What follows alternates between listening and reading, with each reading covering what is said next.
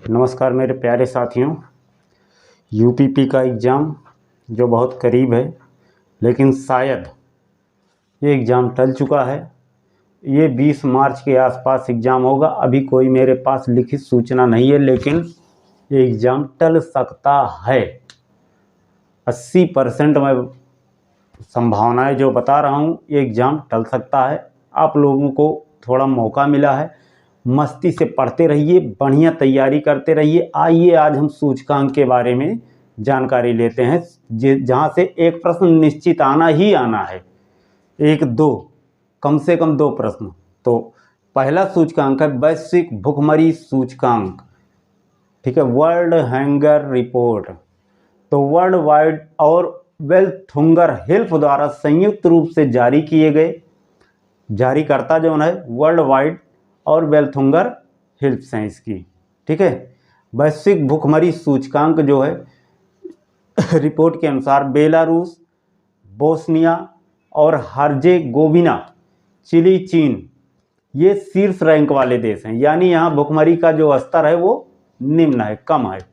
और Yemen, Madagascar, मध्य अफ्रीकी गणराज्य सूचकांक में सबसे नीचे हैं, ठीक है।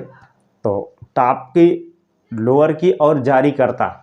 इसके बाद दूसरा है 2024 हेनले पासपोर्ट इंडेक्स में पहला स्थान किस देश का है। ये है आपका प्रश्न। हेनले पासपोर्ट इंडेक्स में हमेशा टॉप पर रहे 2 एशियाई देश इस बार भी टॉप पायदान पर अपनी जगह बनाए हुए हैं। ये देश हैं जापान और सिंगापुर। दक्षिण कोरिया, फिनलैंड और स्वीडन इस लिस्ट में दूसरे स्थान पर हैं। 3 देशों में देश 193 देशों के लिए वीज़ा मुक्त यात्रा कर सकते हैं, ये तीनों देश, ठीक है। तो इस बात का भी ध्यान रखना। ये 193 देश, 200 देश, इससे कोई मतलब नहीं है। बस याद रखना कि टॉप पे कौन है, सेकंड पे कौन है। 2024 हेनले पासपोर्ट इंडेक्स में भारत 80वें स्थान पर है। इस बात का ध्यान रखना। भारत से प्रश्न पूछा जाता है, भारत किस स्थान पे है, तो भारत 80वें स्थान पर। इस पासपोर्ट के मुताबिक जो ये रिपोर्ट आई है, इसमें भारत जो है 62 देशों तक वीज़ा मुक्त पहुंच बना सकता है, ठीक है। तो प्रश्न जो आता है भारत से संबंधित आता है या टॉप से आता है, ठीक है। इसके बाद आता है विश्व नवाचार सूचकांक जारी करने वाली संस्था कौन सी है। तो विश्व बौद्धिक संगठन, वर्ल्ड इंटेलेक्चुअल प्रॉपर्टी ऑर्गेनाइजेशन, जिसको शॉर्ट में WIPO, ठीक है, कहते हैं, इसके द्वारा विश्व नवाचार सूचकांक जारी किया जाता है। वैश्विक नवाचार सूचकांक 2023 की जो रैंकिंग है, इस रैंकिंग में भारत जो है वो 40वें स्थान पर है, ठीक है। 2023 का सूचकांक इस वर्ष विश्व भर की जो अर्थव्यवस्थाएं शामिल की गई वो 132 थी के बीच नवीन अर्थव्यवस्था को रैंकिंग प्रदान करता है, ठीक है, तथा विज्ञान और प्रौद्योगिकी के क्षेत्र में 100 नवाचार समूहों की पहचान करता है। तो भारत का स्थान जो है वो 40वां है, इस बात का ध्यान रखना। वर्ष 2023 में स्विट्जरलैंड सबसे नीचे, सबसे नवोन्मेषी अर्थव्यवस्था, नीचे नहीं सॉरी, ठीक है, सबसे नई अर्थव्यवस्था। इसके बाद स्वीडन, फिर संयुक्त राज्य अमेरिका, उसके बाद ब्रिटेन, फिर सिंगापुर। सिंगापुर ने जो है शीर्ष 5 में प्रवेश किया। और दक्षिण पूर्व एशिया में ओशिनिया क्षेत्र की अर्थव्यवस्थाओं में ये अग्रगण्य है, मतलब कि सबसे ज़्यादा दक्षिण एशिया में सिंगापुर है, ठीक है। इसके बाद वैश्विक शांति सूचकांक की बात करते हैं। इसमें भारत की रैंकिंग क्या है। तो ग्लोबल पीस इंडेक्स 2023 IP की ओर से ग्लोबल पीस इंडेक्स जो है 2023 जारी किया गया। इस लिस्ट में दुनिया के सबसे शांत देशों के रूप में आइलैंड ने जगह बनाई है, ठीक है। सबसे शांत देश है आइलैंड, इस बात का ध्यान रखना। इसमें प्रश्न सबसे शांत देश का पूछा जाता है, भारत का पूछा जाता है, और सबसे अशांत देश का। भारत जो है 163 देशों में 126वां स्थान प्राप्त किया है। इस जो 126वां स्थान है, इससे पता चलता है कि भारत में कितनी शांति है, ठीक है। दुनिया भर के सबसे अशांत देशों के रूप में लगातार 5वें वर्ष अफगानिस्तान को टॉप पे रखा गया है। सबसे नीचे कौन सा है, तो अफगानिस्तान है, इस बात का भी ध्यान रखना। प्रश्न टॉप पे, निम्नतर और भारत से संबंधित ही प्रश्न पूछे जाएंगे, यूपीपी हो चाहे यूपीएसआई हो। वैश्विक शांति सूचकांक का जारीकर्ता जो है वो Institute for Economics and Peace IEP की ओर से प्रतिवर्ष ग्लोबल पीस इंडेक्स जारी किया जाता है। ठीक है, शांत देशों की लिस्ट में पहला स्थान आइलैंड का, दूसरा स्थान डेनमार्क का, तीसरा स्थान आयरलैंड का। ठीक है, ये 3 इंपॉर्टेंट हैं। चौथा स्थान है न्यूजीलैंड का, पांचवा ऑस्ट्रेलिया का, छठा सिंगापुर का, सातवां स्थान पुर्तगाल का, आठवां स्थान स्लोवेनिया का, नौवां है जापान का और 10वां है स्विट्जरलैंड का। लेकिन 10 आपको नहीं याद करना है, याद सिर्फ टॉप पे 1 2 3, यही टॉप 3 को याद रखना है। और सबसे अशांत देशों में सबसे निम्नतम पायदान पर अफगानिस्तान है। ठीक है, जिसको 162वां स्थान मिला है, 163वां स्थान।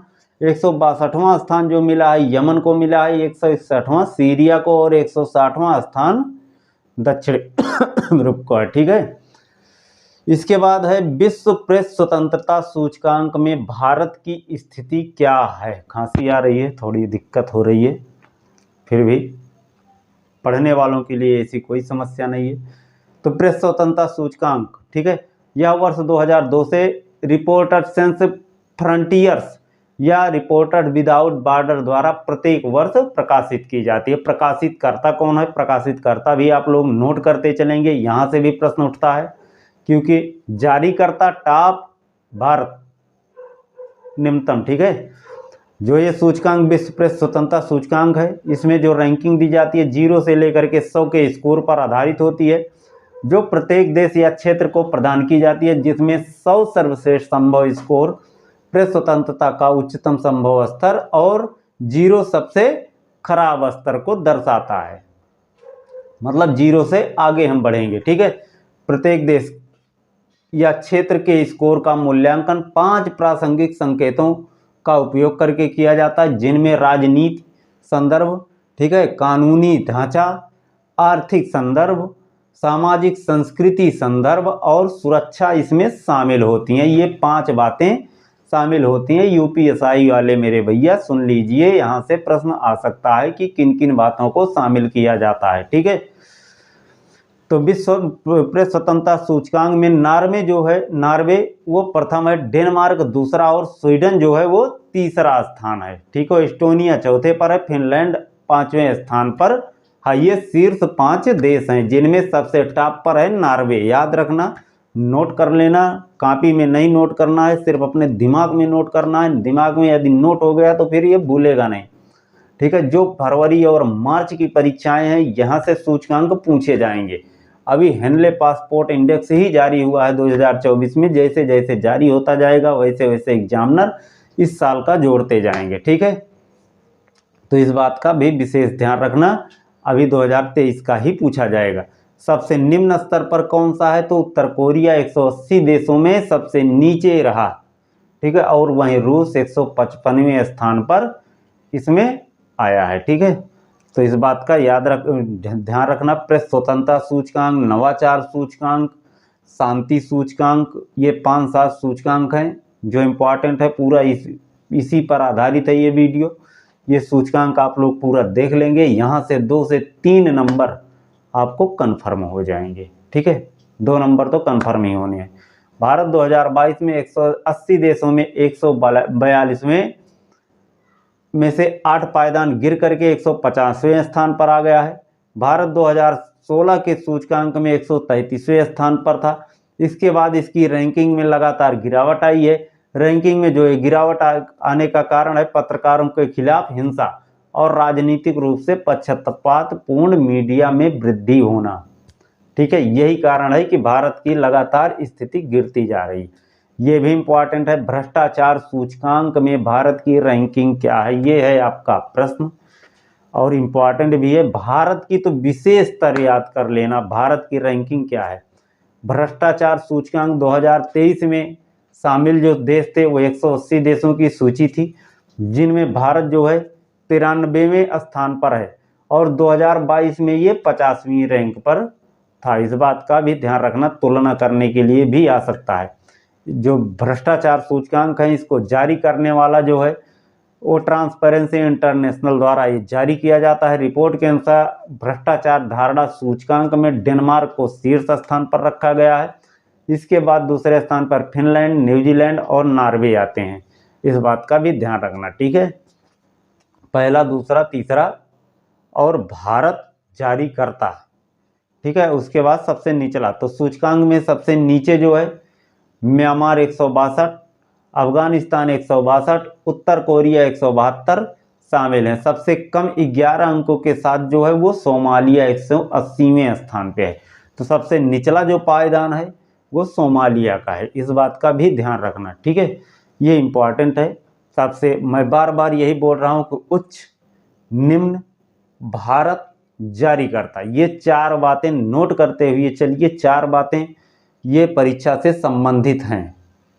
इसके बाद अगला सूचकांक आता है मानव विकास सूचकांक में भारत की रैंकिंग क्या थी, ये भी इम्पॉर्टेंट है।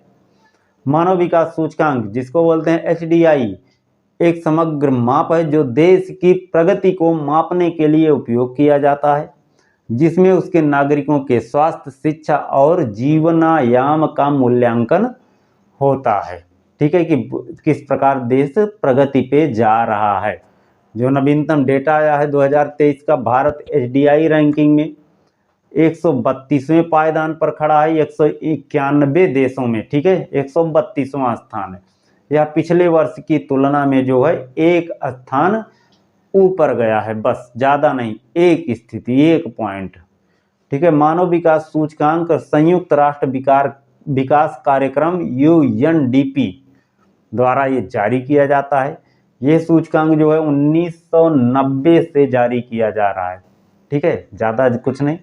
जारी किसके द्वारा किया जाता है, तो UNDP द्वारा। भारत का स्थान कितना है, 132वां। इसी प्रकार याद कर लीजिए, बस, बहुत सिंपल है, ज़्यादा टफ नहीं है इसमें। अगला है विश्व खुशहाली सूचकांक में भारत की रैंकिंग क्या है। खुशहाली सूचकांक रैंकिंग, खुशहाली को मापने के लिए विश्व खुशहाली सूचकांक में जो ये रैंकिंग आती है, इसको मापने के लिए 6 प्रमुख कारकों का उपयोग किया जाता है, ठीक है। इसमें फिनलैंड लगातार 6ठी बार शीर्ष पर है, डेनमार्क दूसरे स्थान पर रहा, इसके बाद तीसरे स्थान पर आइसलैंड है, ठीक है। आइलैंड या आइसलैंड एक ही है, ध्यान रखना इस बात का। फिनलैंड टॉप पर बना हुआ है लगातार 6वीं बार, सबसे खुशहाल है, ठीक है। तो सबसे खुशहाल देश पूछा जा सकता है प्रश्न में, या विश्व खुशहाली सूचकांक में टॉप पर कौन है, ठीक है, इस प्रकार, और निम्न पर कौन है। तो अफगानिस्तान का सबसे खराब प्रदर्शन है, इसमें सबसे निचले पायदान पर है। इसके बाद लेबनान, सियरा लियोन, जिम्बाब्वे का स्थान आता है। तो सबसे नीचे जो है, सबसे दुखी जो है अफगानिस्तान है, और सब भारत जो है 125वें स्थान पर है। 136 देशों में 125वें स्थान पर, जो इसे विश्व के सबसे कम खुशहाल देशों में से एक रूप में प्रदर्शित करता है, ठीक है। इस बात का ध्यान रखना। 136 में भारत 185वें पर, 25वें पर, सॉरी, ठीक है। तो भारत कितना खुशहाल है आप लोग समझ लीजिए। प्रश्न है अगला, ग्लोबल जेंडर रिपोर्ट में भारत की स्थिति क्या है। दुनिया भर की 146 देशों में भारत की रैंकिंग इसमें 127 है। 146 में 127वां स्थान है भारत का, ठीक, याद रखना इसको। पिछले साल के मुकाबले भारत की रैंकिंग में इस बार 8 अंकों का सुधार हुआ है। वर्ल्ड इकोनॉमिक फोरम 2022 की रिपोर्ट में कुल 146 देशों में भारत की रैंकिंग 135वीं थी, ठीक है, 2022 के बाद। तो 8 अंक बढ़ गए हैं, तो 46, 35 में 8 अंक जोड़ दीजिए, आ जाएगा। वैसे भी 8 अंक याद रखना, ठीक है। विश्व जलवायु जोखिम सूचकांक की बात करेंगे अब। विश्व जलवायु जोखिम सूचकांक इंपॉर्टेंट नहीं, मोस्ट इंपॉर्टेंट डाल के लिखना, क्योंकि जलवायु परिवर्तन से संबंधित मामला बहुत ज़्यादा है। तो विश्व जलवायु जोखिम सूचकांक जर्मनी स्थिति German watch, new climate institute तथा क्लाइमेट एक्शन नेटवर्क इंटरनेशनल द्वारा ये प्रकाशित की जाती है। सबसे पहली चीज तो प्रकाशित करने वाला जो है उसको नोट कर लें।